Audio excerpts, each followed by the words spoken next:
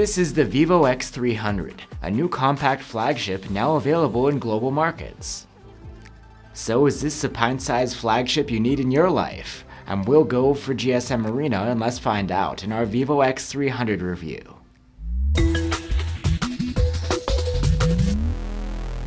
Vivo has replaced its vanilla model of this year's X300 lineup with a smaller one. The X300 is actually the sequel to what was called the X200 Pro Mini last year.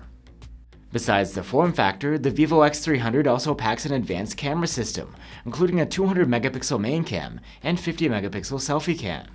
And you get other goodies here too, a cutting-edge Dimensity chipset, a large battery and fast charging, and a revamped OS, which is new to the global market.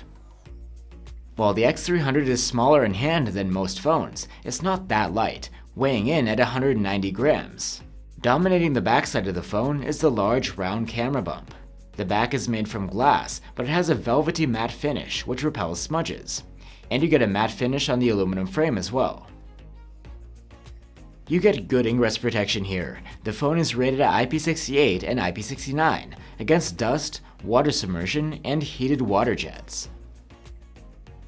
The display of the Vivo X300 is a 6.31-inch OLED with a high resolution and a 120Hz refresh rate. The display looks nice. It's sharp at 460 ppi and the bezels are quite thin. You have support for 10-bit color depth and HDR10+ video playback as well. The screen is also quite bright. In auto brightness mode, we measured it boosting to a maximum of nearly 2000 nits. This is great for comfy use outdoors in the sun. And the display's refresh rate is extra adaptive thanks to LTPO tech. It uses 120Hz to smooth out swiping and scrolling, and this can dial down to 1Hz when idling to save energy. There is support for high frame rate gaming too in certain game titles.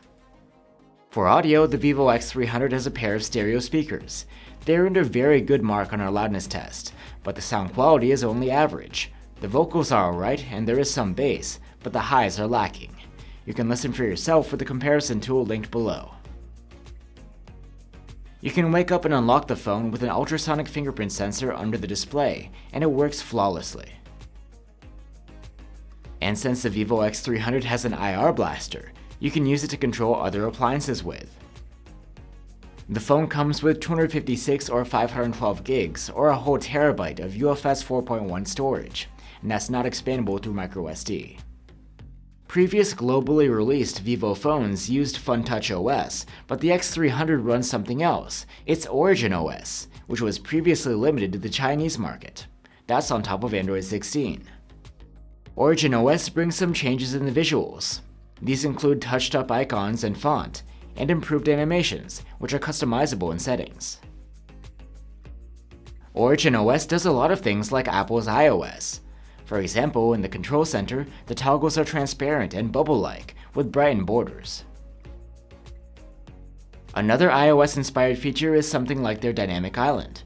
A black area appears around the selfie cutout and shows contextual status information for things like timers and media players. Vivo has even made efforts to bridge the gap between its phones and iPhones. You can exchange files wirelessly between the two, as long as you download a specific app onto that iPhone first. Speaking of connectivity, there's now a Vivo Connection Center, which acts as a hub for all your various connectivity options. There are AI-powered features too, such as proofreading and rewriting text, or even generating it from scratch. Other AI features include captions in other languages that can display for you in real time. And there are a bunch of languages supported here.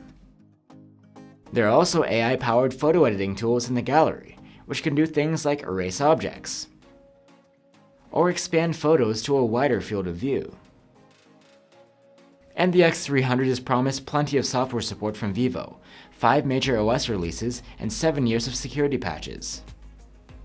Behind all of these features is MediaTek's latest and greatest flagship chipset, the Dimensity 9500. It promises a substantial leap over the previous generation, not just with performance, but also with efficiency. In benchmarks, the Vivo X300 does a great job, outperforming the previous model by a significant margin, and is able to stand toe-to-toe with other new flagships running the latest Snapdragon chipset. There's plenty of power here for gaming and other heavy tasks. The thermal management isn't amazing, but it's as expected. In our prolonged stress test, the X300 throttled down its CPU performance to about 60% of its peak, which is in line with other high-powered flagships. The Vivo X300 comes with a different battery capacity depending on the market. In Europe, it's 5,360 mAh, while elsewhere it's 6,040, and we have the larger one here. This version of the X300 was able to score an excellent active use score of 17 hours and 31 minutes in our tests. It's impressive considering the size of the phone. The phone supports up to 90-watt wired charging, and our unit came with a proper adapter bundled. With it, we were able to charge the X300 from 0 to full in 48 minutes. And with a 67-watt power delivery charger, we got about the same speed, taking 50 minutes for a full charge. You get support for wireless charging and reverse wireless charging as well. Finally, we're onto the cameras. The X300 packs a 200-megapixel main camera, a 50-megapixel 3x telephoto zoom, and a 50-megapixel ultrawide cam which has autofocus. The default 12-megapixel photos from the main camera are lovely. There's plenty of detail, and fine details like foliage look good and natural. The color rendition is punchy, but not over the top, and you get reliable white balance. And the dynamic range is quite wide, without becoming artificial looking. The camera also snaps excellent photos of people, with good exposure, likable skin tones, and well-developed facial features. The dynamic range is adequate, and the contrast is just right. And portraits are outstanding too, with pleasant and believable artificial bokeh. The 2x digital zoom photos from the main cam are solid, and not only usable, but rather great. While the global sharpness has a minor drop, the detail is still good, and the rest of the qualities are just like the default 1x photos. And zoomed photos of people come out great too. At night, the main camera takes clean-looking photos with plenty of detail, adequate sharpness, and good exposure. The dynamic range is quite wide too.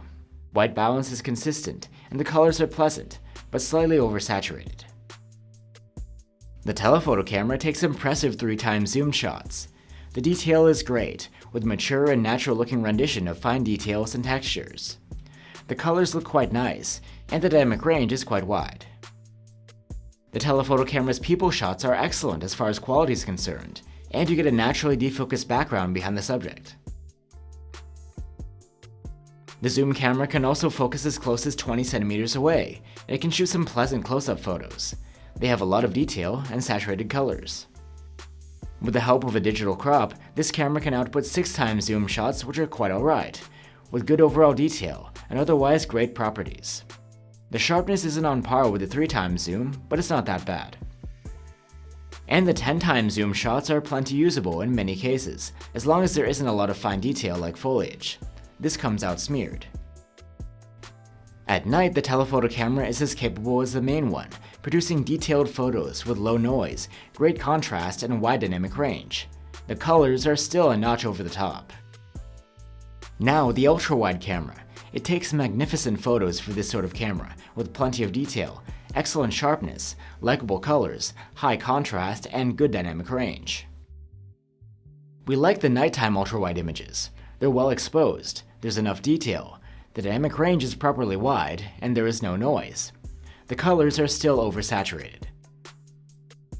The Vivo X300 selfie cam is a big upgrade over last year's. It's 50 megapixels and has autofocus. It actually uses the same sensor as the ultra-wide cam.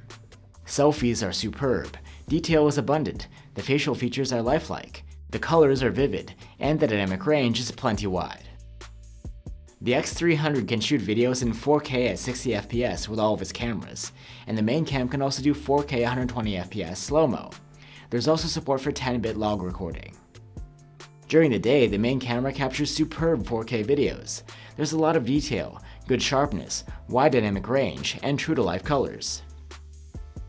The ultra-wide and default telephoto samples are equally good as the main cams in most respects, but both of them are slightly less sharp than the primary camera. Video stabilization on the X300 is outstanding. Walking shake is nicely smoothed out, and the videos we shot handheld from a standing position from all three cameras look almost like they're taken with a tripod. The X300's low-light videos are good from the main camera. There's a likable rendition with good detail, nice exposure, lively colors, and wide dynamic range. The telephoto and ultrawide cameras videos are somewhat noisy, but still usable. So there you have it, the Vivo X300. It's an enticing compact option for a flagship phone, with a nice screen, good battery life, and great cameras. The speaker quality is just average, and you have to keep in mind the lower battery capacity for the European market. But besides those considerations, the Vivo X300 is a pocketable flagship that's definitely worth recommending. Thanks for watching, guys. A couple of other compact flagships you might consider are the Samsung Galaxy S25 and the Xiaomi 15. Let us know what you think, and I'll see you on the next one.